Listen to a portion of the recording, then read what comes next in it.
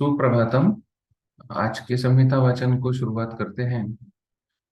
ओम त्र्यंबकम यजामहे सुगंधिम पुष्टिवर्धनम उर्वारुकमिव बंधनात् मृत्युर्मोक्षीयमामृतात्। चरक संहिता ज्वर चिकित्सा अध्याय चिकित्सा स्थान में सन्निपात ज्वर की चिकित्सा सूत्र को बताते हैं। संसृष्टान सन्निपतितान बुद्ध्वा तरतमैः समैः ज्वरान् दोष प्रमापेक्षी यथोक्तैः औषधैः जवेत्। तो संसृष्ट या सन्निपात दो या तीन दोषों में तर और तम दोष को जानकर उसके दोष के क्रम के अपेक्षी जो यथोक्त औषध हमने बताए हैं उनसे उस दोष को जीतना है। वर्धनेन एक दोषस्य एक दोष का वर्धन कराना और क्षपन उच्छ्रितस्य वा क्षपनेन उच्छ्रितस्य वा कफस्थानानुपूर्व्या वा सन्निपात ज्वरम जयेत्। एक एक दोष को बढ़ाना है या एक को कम करना है। ये ध्यान में रखना होगा कि ये कफस्थान के अनुपूर्व चिकित्सा होनी चाहिए और इस तरीके से सन्निपात ज्वर को जीतना है, ये बताते हैं। और कल हम लोग यही पढ़ रहे थे। तो अतश्च वर्धनेन एकदोषस्य इत्यनेन द्विल्बनानां त्रयाणां तथा हीन मध्य अधिक दोषाणां सन्निपातानां चिकित्सा उक्त्वा। तो हीन मध्य और अधिक दोष ये तरीके से जब होंगे तब उनकी चिकित्सा बताएगी। क्षपनेन एकदोषस्य इति अनेन च क्षीणद्वय संवर्धकम अपि। जो दो क्षीण होंगे तो उनका संवर्धन भी उसमें आएगा। यन महात्ये वृद्धतर वृद्धतम दोष क्षयकरम भवति। तो अगर बढ़े हुई दोष को आप बढ़ा दोगे तो वृद्धतर होकर वृद्धतम दोष क्षयकरम भवति और महात्य तो उसको आ जाएगा, इसलिए उसके भेषज को करना है। वृद्धतमो ही अप्रतिकृतः सद्यो हन्ति। वृद्धतम अगर दोष हो जाएंगे तो वो प्राण का हरण कर लेंगे और इसीलिए तत्प्रतिक्रियायाम च क्षीणयोः वृद्धि अल्पात्यया। और उसीलिए उसकी प्रतिक्रिया करने के लिए जो क्षीण दोष है उसकी अगर आप वृद्धि कराते हो तो अल्पात्य होगी, क्योंकि वृद्ध दोष को ही और बढ़ाने जाओगे तो प्राणहर तो हो जाएगा। उससे अच्छा है कि जो क्षीण हुए हैं उनकी थोड़ी सी वृद्धि कराओ तो वो अल्पात्य होगा, उतना ये नहीं होगा। साक्रमेण प्रतिकर्तव्या इति भावः। इसी क्रम से करो ये भाव है। अनेन एकोल्बनः त्रयः। एक तो उल्बन दोष तीन होंगे। सन्निपात चिकित्सिता, सन्निपात चिकित्सा में एक एक दोष का उल्बन तीन टाइप का होगा, वातोल्बन पित्तोल्बन कफोल्बन। अस्मिन् अर्थे तंत्रांतरम न्यून एक दोष समृद्धिरेवं वृद्धजयोऽपि वा। न्यून एक दोष होगा और दोष समृद्धि होगी तो वृद्ध जय हो जाएगा। सन्निपाते तो कर्तव्या सन्निपात वशेन तु, और सन्निपात में ऐसा ही करना होगा। न्यून दोष समृद्धिरेवं वृद्ध जयोऽपि वा। तो न्यून दोष जो है उसकी समृद्धि कराना ये वृद्ध दोष पे जय मिला देता है, जय को देता है, जीत सकते हैं, वो एक वे आउट हो सकता है। परिशिष्ट समसन्निपात चिकित्सा, और फिर परिशिष्ट समसन्निपात जब होगा तब की चिकित्सा बताते हैं कफस्थानानुपूर्व्यावा। वृद्धतर वृद्धतम और क्षीण ये तरीके की कंडीशन होगी तो एक दोष का वर्धन कराएंगे दूसरे का क्षपण कराएंगे, ये बात बताई। लेकिन जब सनम सन्निपात है तब कफस्थानानुपूर्वी चिकित्सा करानी पड़ेगी, ये बताते हैं। वह शब्दों व्यवस्थित विकल्पवाची। तो कफस्थानानुपूर्व्या वा ये विकल्प है, या मैंने आप पहला भी प्रिंसिपल वहां पर लगा सकते हो। कफस्य स्थानम कफस्थानम, जो कफ का स्थान है उसको कफ का स्थान, जो आमाशय का ऊर्ध्वभाग है। और अनुपूर्वी अनुक्रमः, उस अनुक्रम से तेन कफस्थानानुपूर्व्या जयेत इति कफस्थानम प्रथमम जयेत। कफस्थान को पहले जीतना है। स्थानीनम प्रतिकृत्य वा, ये आगे आएगा, कल हमने पढ़ा था कि वो चिकित्सा का सिद्धांत है।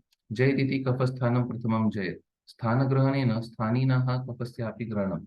स्थानीय जो दोष है कफ, उसका भी ग्रहण उसमें होगा। और उसी तरीके से स्थानीनम प्रतिकृत्य वा, ये तरीके से आपको ये मिलेगा।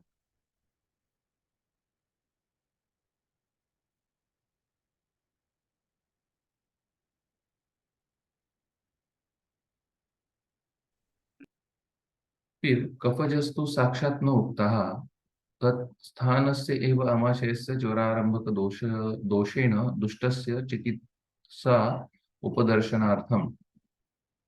ठीक, उक्तम ही ज्वरो ही आमाशय समुत्थाः एवं च समापि दोषा ज्वरारंभका यस्मात् आमाशयं विशेषेण दूषयित्वा ज्वरं कुर्वन्ति तस्मात् स्थानगुणेनैव ज्वरे प्रथमं चिकित्सा कर्तव्या।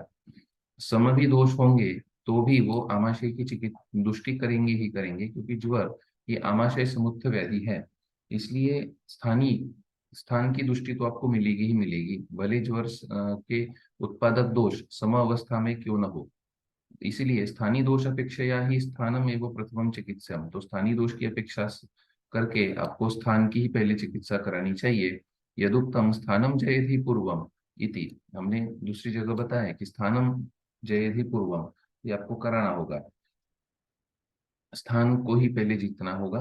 कफस्य स्थानम कफस्थानम तत्र लंघन पाचनादि क्रिया ज्वरे प्रथम प्रतिपादिता क्रियन्ते, और इसीलिए लंघन पाचनादि क्रिया पहले बताई गई है ज्वर में। उसके बाद एतच्च यद्यपि सर्वज्वर साधारणं चिकित्सितम, सभी ज्वर में साधारण चिकित्सा है, तथापि सन्निपाते बलवत्तर वात चिकित्सा पूर्वक ज्वर चिकित्सा प्रसक्ति निरासार्थम समसन्निपाते प्रोच्यते। जब सर्वसाधारण चिकित्सा ज्वर में बताई है, फिर भी सन्निपात में बलवत्तर वात होने के कारण चिकित्सा पूर्वक ज्वर चिकित्सा प्रसक्ति निरासार्थम समसन्निपात बताते हैं।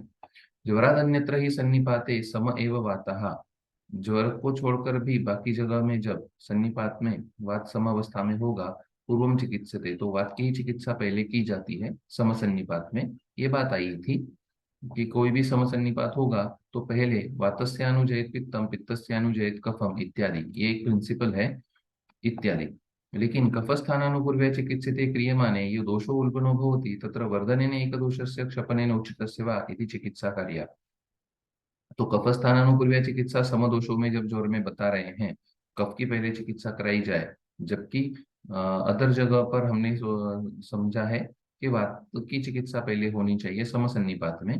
तब कफस्थानानुपूर्व्या चिकित्सा में जो दोष उल्बण होगा, वहां पर अगर कोई दोष उल्बण होता है जैसे वात या पित्त, तब वर्धनेन एक दोषस्य क्षपनेन उचितस्य वा, ये तरीके से चिकित्सा करानी होगी।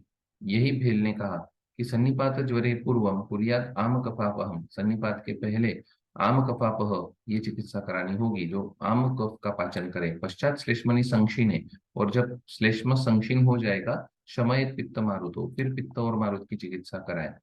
अन्ये कफस्थानम आमाशय रूपम स्थानम यस्य तत् कफस्थानम पित्तम इति पश्चात पश्चात्पद लोपाद उष्ट्रमुखवद बहुव्रीहि वदन्ति ततश्च पित्तानुपूर्व्या जयेदिति अर्थः। ओके। कफस्थान आमाशय रूपम स्थान को जानकर उसी को कफस्थान में जो पित्त है उसको भी समझिए, ऐसा बताते हैं। जैसे उष्ट्रमुख वत बहुव्रीहि, उष्ट्रमुख के जैसा बहुव्रीहि होता है, ऐसा जो कहा जाता है, उस तरीके से कफस्थान नानुपूर्व्या में आप पित्त को भी जानिए, ऐसा कहते हैं। ततश्च पित्तानुपूर्व्या जयेत इति अर्थः, ऐसा उसका मीनिंग कराते हैं। तद अर्थानुवादकम च सुश्रुत वचनम पठन्ति, और वैसा ही सुश्रुत का वचन है, शमयत पित्तम एवादौ ज्वरेषु समवायिषु दुर्निवारतरम तद्धि ज्वरार्थेषु विशेषतः। सुश्रुत चिकित्सा अध्याय 39 के समवायी ज्वर जब होगा, मतलब समसन्निपात ये मीनिंग होगा उसका, या समवायी मतलब एक साथ जो ज्वर होगा उसमें, या दोषों का जब समवाय होगा, संसर्ग या सन्निपात कहा जाएगा उसको, तो उसमें पित्तम एवादौ शमयत, पित्त का ही शमन पहले किया जाए, अदरवाइज वो दुर्निवारतर हो जाएगा ज्वरार्थ व्यक्ति में। इसीलिए तत्रैवं तर्हि स्पष्टार्थम, तो उसके स्पष्टार्थ पित्तानुपूर्व्या इति एवमेव पठेत, और इसीलिए उसको पित्तानुपूर्व्या ऐसा पढ़ना चाहिए, ऐसा बोला जाता है। तो सुश्रुत वचनम ही जीर्ण त्रिदोषाभिप्राय नियम, तो जब जोश जीर्ण हो जाएंगे तब आप इसको समझिए। नवे नए नव दोष में और सामता में कफ का ही आपको पहले रेफरेंस लेना पड़ेगा। जीर्ण दोष जब हो जाएंगे तब पहले पित्त का चिकित्सा करानी है, जो हम जीर्ण ज्वर में आगे बताने वाले हैं। ये बताते हैं नियम। एतच्च प्रथम उत्पन्न सन्निपात ज्वर चिकित्सितम कफस्थानानुपूर्व्याद नियम। मतलब जो पहले उत्पन्न होगा नए दोषों के साथ नवज्वर, वहां पर प्रथम उत्पन्न सन्निपात ज्वर चिकित्सितम, जो सन्निपात से ही उत्पन्न हुआ ज्वर है वहां पर कफ स्थानानुपूर्व्या चिकित्सा आपको करानी होगी। ये तो कफश्च स्थानम चेति द्वंद्वम कुर्वन्ते, जो ये द्वंद्व बताते हैं कफ के स्थान के साथ पित्त को भी, तेषां मते कफस्य आमाशयस्यापि च ज्वरस्थानस्य पूर्वं जया कर्तव्या इति अर्थः। उनके मत से भी कफ का आमाशय का स्थान, वो जो ज्वर का स्थान है उसी का ही जय कराना है, मतलब स्थानीय स्थानम जयति पूर्वम, ये जो बताया वही बताते हैं। सच षष्ठी तत्पुरुषे अपि स्थानम स्थानस्य आमाशयस्य स्थानिक कफापेक्षया क्रियमाण चिकित्सया लभ्यत एव इति नार्थ विरोधः। तो कफ स्थान में स्थानिक कफ की अपेक्षा जो चिकित्सा है और वहीं पर वो चिकित्सा जा रही है, इसलिए उनके वचन से हमें उतना कोई विरोध नहीं है, क्योंकि वो आमाशय पर ही एक तरीके से ट्रीटमेंट कराते हैं, तो हमारा अर्थ साध्य हो जाता है। इयम च एक दोष वर्धनादि रूपा सन्निपात चिकित्सा यद्यपि न विशुद्धा, एक दोष को बढ़ाएंगे एक दोष को कम करेंगे, ये वैसे तो विशुद्ध चिकित्सा नहीं है, लेकिन यदुक्तम जैसे हमने बताया प्रयोग शमयत व्याधि यो अन्यमन्यम उदीरयेत न सो विशुद्ध शुद्धस्तु शमयेत यो न कोपयेत, निदानसान अध्याय 8 में ये बताया है कि तथापि सन्निपात चिकित्सायाम गति अंतरा संभवे गत्यंतर संभवे, गत्यंतर हो सकता है सती अल्प दोष बहुगुणतया क्रियते इति ज्ञेयम्। तो ये सन्निपात वाले दोष कहीं अलग गति ना पकड़ ले, इसलिए हमें ये चिकित्सा प्रिंसिपल कहना पड़ा यहाँ पर। विशुद्ध नहीं है ये बात चिकित्सा के एंगल से, लेकिन ये करना पड़ता है क्योंकि प्रयोग ऐसा होना चाहिए जो व्याधि का शमन करे और दूसरे इसको उदीरण ना करे, बराबर, और जो शमन कराए कोप नहीं कराए, ये बताते हैं। तो उस एंगल से ही हमने सोचकर सन्निपात चिकित्सा में वर्धनेन एकदोषस्य क्षपनेन उचितस्य वा ये बात कही। सती अल्प दोष बहुगुणतया, तो दोष है लेकिन वो अल्प है, लेकिन गुण ज्यादा है, गुड आउटपुट ज्यादा मिलेगा, इस एंगल से वर्धनेन एक दोषस्य क्षपनेन उच्छ्रितस्य वा ये बताया। उसी में आगे चलते हैं। क्रियते इति नियम अन्य तो वर्धच्छेदने इति अस्मात् वर्धनेन इति साधयति, वर्धन शब्देन तु मूलच्छेद कारकम संशोधनम उच्यन्ते, और एकग्रहणेन च न युगपत् वातादीनां बस्त्यादि शोधनं कर्तव्यम्, किन्तु एकैकेनीति दर्शयति क्षपनेन उचितस्य इति अनेन संशोधन विषये संशमनम् उच्यते। शेषस्य तु व्याख्या पूर्ववत्।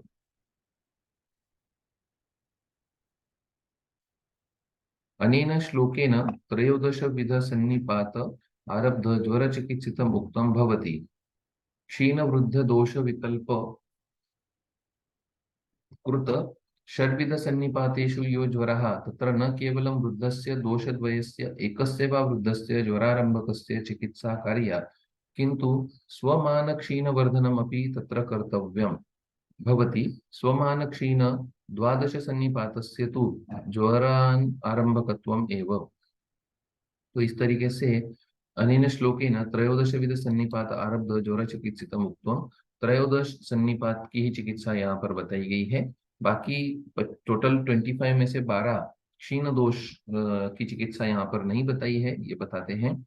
और क्षीण वृद्ध दोष जो ये विकल्प होंगे षड्विध सन्निपात इशु यो जो रहा, तो क्षीण और वृद्ध दोष ऐसे जो 6 सन्निपात आते हैं वहां पर आपको क्या कराना है, तो न केवलम वृद्धस्य दोषद्वयस्य एकस्य वा वृद्धस्य ज्वरारंभकस्य चिकित्सा कार्या, जो वृद्ध और दोष होंगे उनकी चिकित्सा करेंगे, अपितु स्वमान क्षीण जो होंगे उनका भी वर्धन आपको कराना पड़ेगा।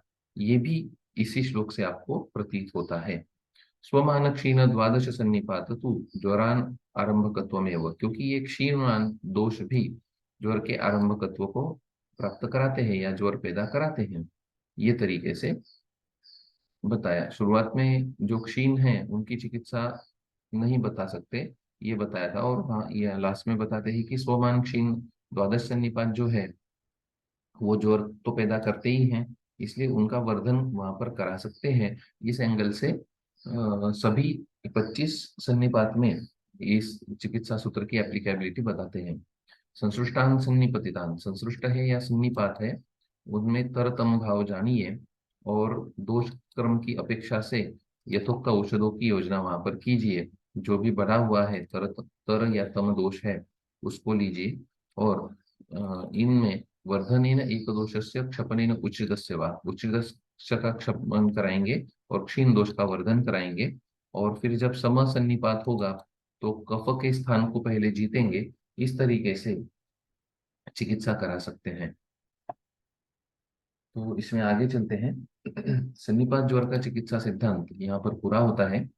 और फिर सन्निपात ज्वर के उपद्रव बताते हैं कि सन्निपात ज्वरस्यान्ते कर्णमूले सुदारुणः शोथः संजायते तेन कश्चिदेव प्रमुच्यते रक्तावसेचनैः शीघ्रं सर्पिष्पानैश्च तं जयेत् प्रदेहैः कफपित्तग्नैः नावनैः कवलग्रहैः। तो सन्निपात प्रस्तावात तज्जम त्रिशोथीय उक्त शोथम अनुद्य चिकित्सा आह। त्रिशोथीय में जो चिकित्सा बताई है और वहीं की चिकित्सा यहाँ पर भी बताते हैं शोध की। तो कश्चित एव प्रमुच्यते इति अनेन दारुणत्वम अस्य दर्शयति। तो ये शोथ दारुण होगा ये बताने के लिए तेन कश्चित एव प्रमुच्यते मतलब कष्ट साध्यता बताते हैं। संति एवं विधाम रोगा साध्या दारुण सम्मताः। बहुत सारे रोग हैं जो साध्य है लेकिन उनको दारुण कहा गया। ये ही अनुपक्रांता मिथ्यारंभेन वा पुनः,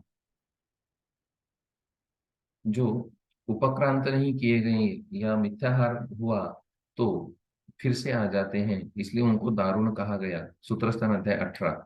तो दारुण सुदारुण शोथ ये जो होता है कर्णमूल में, उसका स्पष्टीकरण देते हैं कि बहुत सारे रोगों को दारुण ये संज्ञा दी गई जो अनुपक्रांत है, अनुपक्रांत या उपचार नहीं किया जाएगा तो या मिथ्यारंभ से पुनः हो जाते हैं। किंवा साध्य एवायम प्रायो भवति, प्रायो तो साध्य है, कदाचित कृच्च साध्यम इति, कदाचित कृच्च साध्यता आ जाती है लेकिन दारुण संज्ञा इनको दी है। ननु त्रिशोथी ये ज्वरांते दुर्जयो अंताय शोकस्तस्य उपजायते। सूत्रस्थान अध्याय 18 में बताया इति अनेन अनुपक्रमणीयत्वम अस्य उक्तम यह तो कश्चिदेव प्रमुच्यत इति कथम न विरोधाः। तो वहां पर तो अपने सूत्रस्थान 18 में कहा था कि ज्वरांते दुर्जयो अंताय, ज्वर के अंत में दुर्जय ऐसा शोक हो जाता है, ये बात आप कह रहे थे।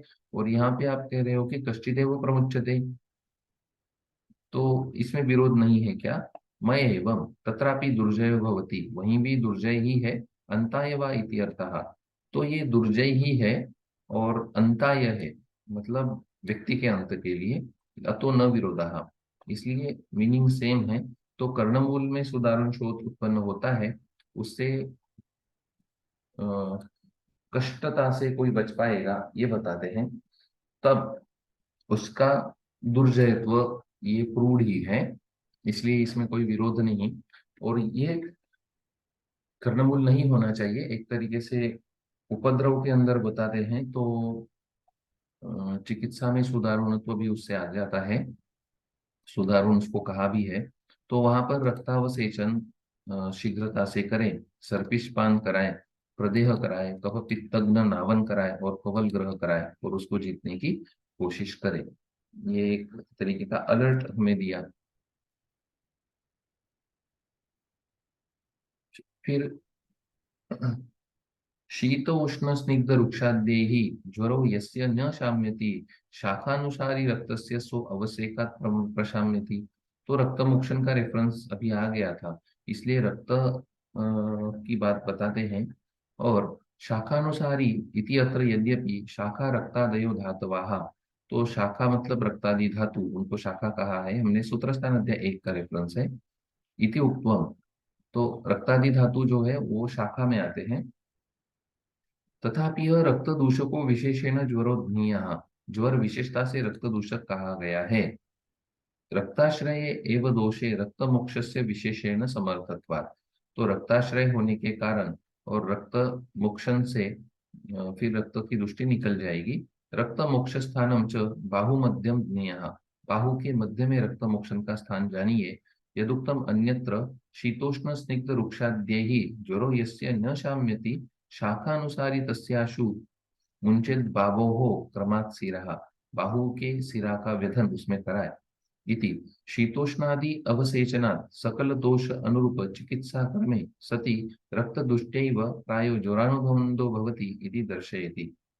तो शीत उष्ण स्निग्ध रुक्ष, ये जो चिकित्सा हम लोग कराते हैं, इन चिकित्सा से जिसका ज्वर शमन नहीं हो रहा है और शाखानुसारी रक्त है, मतलब धातुओं में या रक्तदुष्टि है, ये तरीके से जो ज्वर शाखानुसारी है और रक्तस्य है, यानी रक्त की दुष्टि है, वहां पर अवसेक से, रक्तावसेक से उसका प्रशमन हो जाएगा। तो अवसेका प्रशाम्यति, तो उसमें रक्त मोक्षण कराना चाहिए, ये टीका में भी बताया है। तो एक बात की शीतोष्ण स्निग्ध रुक्षादेही, ये वचन हमें आने वाले अध्याय रक्तपित्त में भी मिलता है, विधि शोणितीय में भी यही वर्ड मिला था। रक्तजान स्थान विभाव है, शीतोष्ण स्निग्ध रुक्षादेही जिसका ट्रीटमेंट नहीं हो पाता, वो रक्तजान स्थान विभाव है, उन रोगों को रक्त जानना चाहिए और उसमें रक्त मोक्षण कराना चाहिए, ये जनरल प्रिंसिपल है। तो शीतोष्ण स्निग्ध रुक्षादेही, ये चार उपक्रम, शीत उष्ण स्निग्ध रुक्ष, ये तरीके की चिकित्सा कराकर भी अगर चिकित्सा में कभी आराम नहीं पड़ता है, तो उस डिसीज को आपने रक्तगत जानना है, रक्तदुष्टि जन्य जानना है और उसमें रक्त मोक्षण कराना है। ये साधारण चिकित्सा सूत्र है, बेसिक चिकित्सा सूत्र है, और ये समझा जाता है जो रक्त के बारे में। तो ये रक्त में जब जब आता है, जैसे विधि शोणिति में आया था, वैसे यहाँ पर ज्वर में भी यही वर्ड्स आए हैं। आने वाले रक्तपित्त चिकित्सा अध्याय में भी आएंगे। रक्त प्रदर में भी यही चिकित्सा सूत्र हमें मिलता है।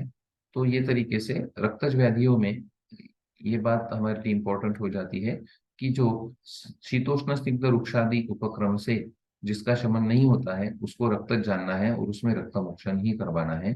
या फिर तिक्त रस का है, स्कंदनम पाचनम, ये भी चिकित्सा सूत्र आपको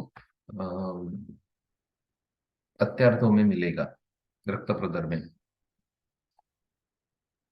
उसके आगे चलते हैं। विसर्पेन अभिघातेन यश्च विस्फोटकैः ज्वरः तत्रादौ सर्पिषापानम कफपित्तोत्तरो न चेत्। विसर्प से या अभिघात से, विस्फोटक ही जो ज्वर है, वहां पे पहले सर्पिषापानम करे और कफपित्तोत्तरो न चेत्। तो विकांतार अनुबंध ज्वर चिकित्सा मह, दूसरे विकारों में जब अनुबंध स्वरूप में ज्वर रहेगा, तब विसर्प में जो ज्वर उत्पन्न होगा, तो वहां पर कफोत्तर और पित्तोत्तर च इति कृतु कृत्वा एक शेषात कफपित्त पित्तोत्तरत्वं नियः, कफपित्त का जहाँ प्राधान्य होगा वहां पर, क्यों कफपित्तयोः मिलितयोः उत्तरत्वं नियः, कफपित्त का मिलितत्व, मिलित प्रभाव ज्यादा होगा, तब तेन ऊर्ध्वगे पित्ते देयम एव सर्पी, तो ऊर्ध्व पित्त में सर्पी ही देना होगा। तो जो ज्वर विसर्प अभिघात के कारण या विस्फोटक के कारण उत्पन्न हुआ है, वहां पर पहले घृतपान कराना चाहिए। कफ पित्तोत्तरो न चेत, लेकिन कफ और पित्त का प्राधान्य होगा तो वहां पर नहीं देना है, उसका कॉन्ट्राइंडिकेशन बताते हैं, कफ पित्तोत्तरो न चेत। तो दूसरे कारणों से अगर कोई डिसीज में ज्वर ये अनुबंध स्वरूप में आ रहा है और कफ और पित्त का प्रकोप है, तो आप सर्पी पान मत कराइए। लेकिन वात का है प्राबल्य, तो वहां पर सर्पिश पान करा सकते हैं। दौर्बल्यात् देहधातूनां ज्वरो जीर्णो अनुवर्तते बल्यैः सम्रूणैः तस्मात् आहारैः तमुपाचरेत्। देह धातु के दौर्बल्य से ही ज्वर जीर्ण अवस्था को प्राप्त कराता है, और इसीलिए वहां पर बल्य ही संब्रूहण ही तस्मात आहार ही उपाचरे, बल्य और ब्रूहणीय आहार से ही उसकी चिकित्सा इसीलिए आपको करनी है, क्योंकि देह धातु के दौर्बल्य से ही ज्वर को जीर्णता प्राप्त हो गई है। तो दौर्बल्यात इत्यादो देह ग्रहणेन आत्मादितो व्यावृत्य रसादिषु धातु शब्दं प्रवर्तयति। रसादय एव ही विशेषेण देहधारकाः ब्रूहणम पुष्टि जननम। ब्रूहण का मतलब जिससे पुष्टि उत्पन्न हो जाए उसको ब्रूहण कहा जाता है।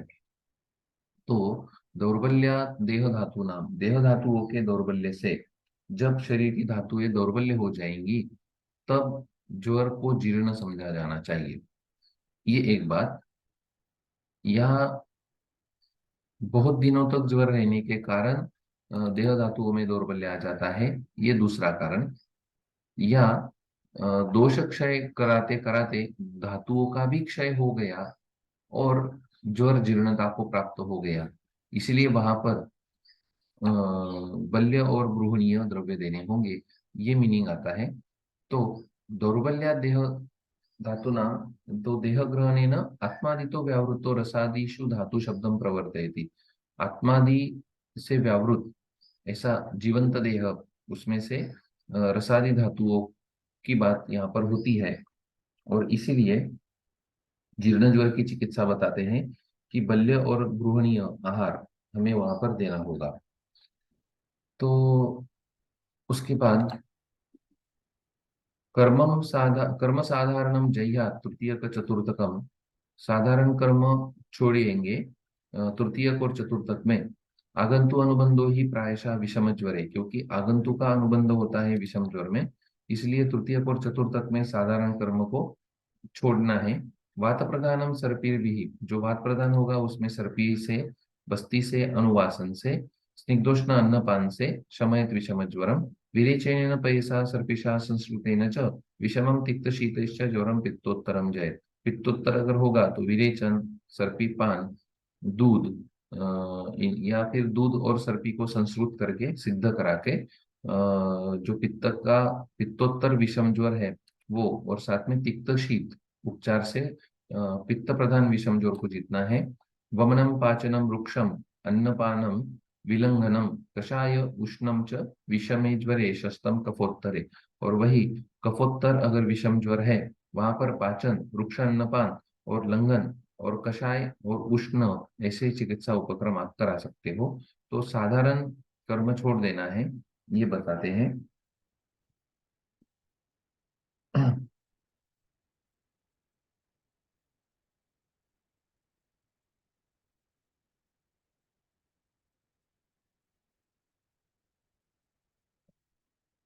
तो तृतीय चतुर्थक के बारे में ये बात हो सकती है, ये भी बात है।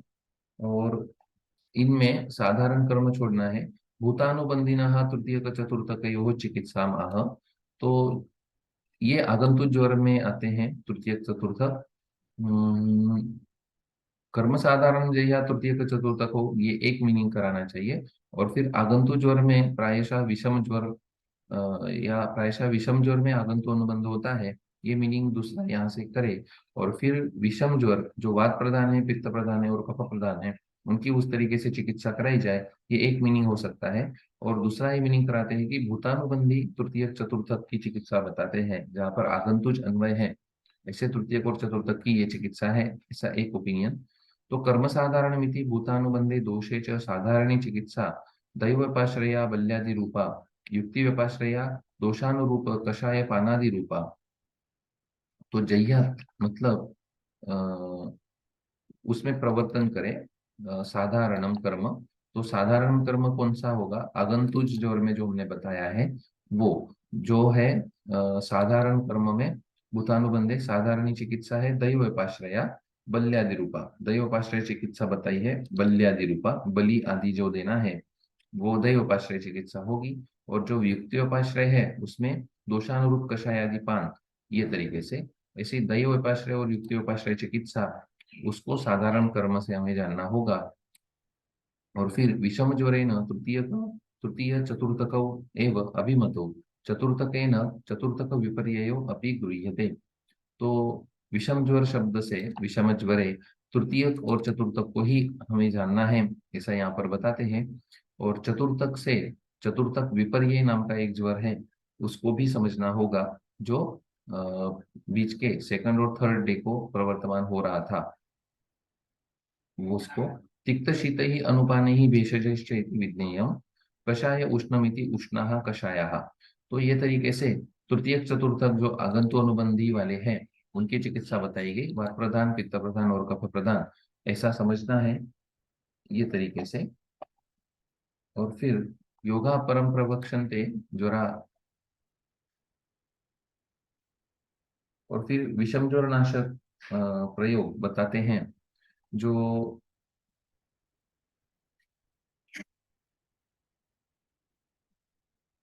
योगा परा प्रवक्षन्ते विषम ज्वर नाशनः प्रयोक्तव्या मतिमता दोषादीन प्रविभज्यते। तो मतिमान व्यक्ति को चाहिए कि दोषादीन, दोष का प्राबल्य देखकर इन योगों की योजना करें। तो विषम ज्वर नाशक प्रयोग है ये सभी। सुरा समंडा पानार्थे भक्षार्थे चरणायुधाः।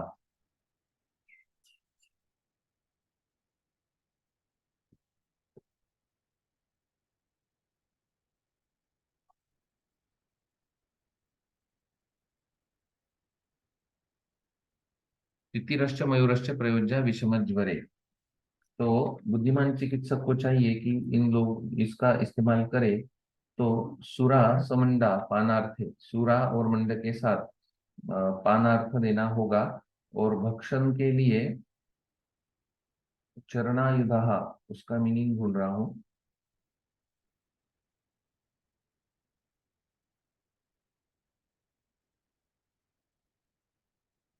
वो मुर्गा उसका ही किया है चरणायुधा। तित्तिर मयूर, इनका मांस विषम ज्वर में प्रयुक्त किया गया। चरणायुध मतलब कुक्कुट। उसके बाद विभेदवा षटपलम सर्पी, षटपल सर्पी, ये क्वांटिटी वाइज ये आता है। सर्पी ही अभयाम व प्रयोज्य, अभया की योजना कर सकते हैं। त्रिफलाया कषायम व गुड़ुच्चा रसमेव व, त्रिफला का कषाय या गुड़ुची का रस। नीलिनी अजगंधाम च त्रिवृताम कटुरोहिणी, नीलिनी अजगंधा त्रिवृता कटुरोहिणी। पिबेज्वरागमे युक्त्या स्नेह सेदोपपादिता। नीलिनी अजगंधा त्रिवृता कटुरोहिणी, ये ज्वरागमे, ज्वर का जब आगम हो जाएगा तो युक्ति से इनका पान कराना है। सर्पिशो महती मात्रा पीतवा व छर्दयत पुनः, या फिर सर्पी की उत्तम मात्रा पिलाकर छर्दन करा दीजिए। उपयुज्यात अन्नपानम व प्रभुतम पुनः उल्लिखित, और प्रभुत अन्नपान देकर पुनः उल्लेख उसका करा सकते हो। मतलब वमन के लिए या तो घी की उत्तम मात्रा देकर वमन कराए, या फिर उत्तम मात्रा में आहार देकर फिर से वमन कराए। और फिर सान्यम मध्यम प्रभुत्व पीत्वा स्वप्या ज्वरागमे, अन्न के साथ मध्य प्रभुत पीकर ज्वर के आगम के समय सान्नम मध्यम प्रभुत्व पीत्वा स्वप्या, सो जाए ज्वरागमे। अगर बहुत अधिक मात्रा में आहार और पेय खाकर पुनः वमन करे, ज्वर के वेग के आने के समय अधिक भोजन करके पर्याप्त मात्रा मध्य पीकर सो जाए, तो ये सान्नम मध्यम प्रभुतम, अन्न के साथ बहुत सारा मद्य पीकर ज्वरागमे, ज्वर के आगम के समय सो जाए, ये एक उपचार बताते हैं। तो ज्वर के आगम काल में आप आमाशय में संप्राप्ति भंग कराने की एक तरीके से कोशिश कर रहे हो। उसके बाद बस्ती प्रयोग, आस्थापनम यापनम व कारयेद विषम ज्वरे पयसा वृषदंशस्य शक्रुद्वा तदः पिबेत। आस्थापन यापन विषम ज्वर में कर सकते हो पय के साथ।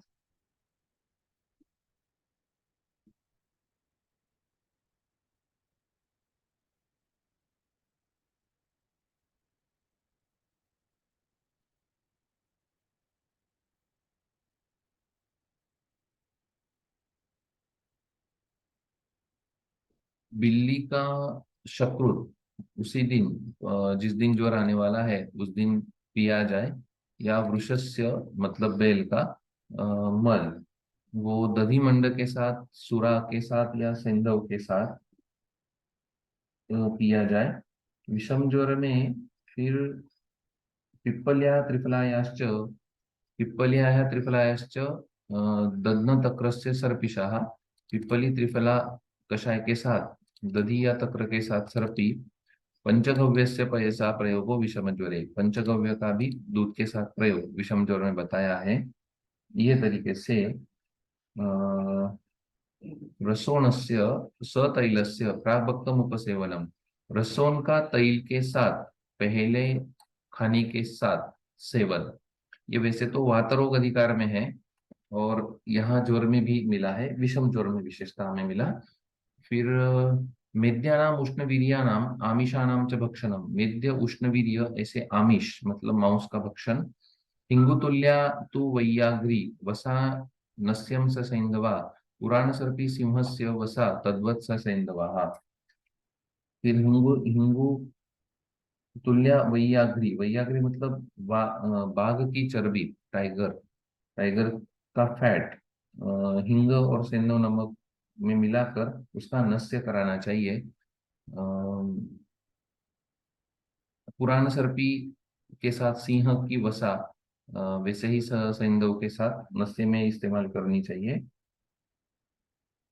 फिर सैंधवम पिप्पलीनाम च तंडुला स मनशिला नेत्रांजनम तैलपिष्टम शस्यते विषमज्वरे। सैंधव, पिप्पली, तंडुल और मनशिल के साथ नेत्रांजन, पलंकशा निम्बपत्रम, गुगुल, निम्बपत्र, वचा, पुष्टम हरित की, सरसप, यव, सर्पी ही, धूपनम ज्वरनाशनम, इनका धूपन ज्वरनाशन हो सकता है। ये धूमा धूपनम यच्च नावनम चांजनम च यत् मनोविकारे निर्दिष्टम कार्यम तद विषमज्वरे। जो धूम और धूपमान, नावन, अंजन हमने मनोविकार में निर्दिष्ट किए हैं, वो सभी आप विषम ज्वर में इस्तेमाल कर सकते हो। मणिनाम औषधीनाम च मंगल्यानाम विषस्य च धारणात अगदानाम च सेवनात् न भवेत् ज्वरः। तो एक तरीके से आगंतुज ये उसका कारण जब माना है, तब ये चिकित्सा बताते हैं, और ये सभी चिकित्सा हम लोग करें, क्योंकि आगंतु अनुबंधो ही प्रायशः विषमज्वरे, उस एंगल से ये सभी ट्रीटमेंट बताई है। अलग अलग द्रव्य अलग अलग तरीके से आए हैं। बिल्ली का, पुलिश, टाइगर का, और लायन की वचा, इनका नस्य आया है। ये तरीके से अलग अलग ये बातें आई, वो एक दैवोपाश्रय चिकित्सा के एंगल से हमें समझना होगा। और दोषाधीन प्रविविज्य इति दोष काल देश प्रकृत्यादीन अपेक्ष यद्यत्र यौगिकम तत्तत् कार्यम। षट्फलम जो गुल्म में बताया गया है, नीलिनी नीलभूभा नीलिन्याश्च विरेचन योगो जोरागम दिने विरेकात कार्य करो भवती प्रभावात। नीलिन्यादि से अगर विरेचन योग ज्वर के आगमन दिन को आप देते हो, तो प्रभाव से वो ज्वर हो जाती है। महती मात्रा अहोरात्र परिणमनीय, 24 आवर्स में जो डाइजेस्ट होती है वो महती मात्रा होती है। अन्यत्र षटपली महती मात्रा ऐसा बाकी लोग कहते हैं। अन्य दिश को द्व्यग्राही तृतीय चतुर्थ को, ये तरीके से अनागते चिकित्सास्ते बल कालो विचानता इत्यंतेन वेग दिनात् प्राक, वेग दिन के पहले ही चिकित्सा करानी होगी। लेकिन पहले वेग में आपको ये पता नहीं चलता है, ये दूसरे तीसरे वेग से ही आपको करा सकते हो। तो ये तरीके से बताते हैं।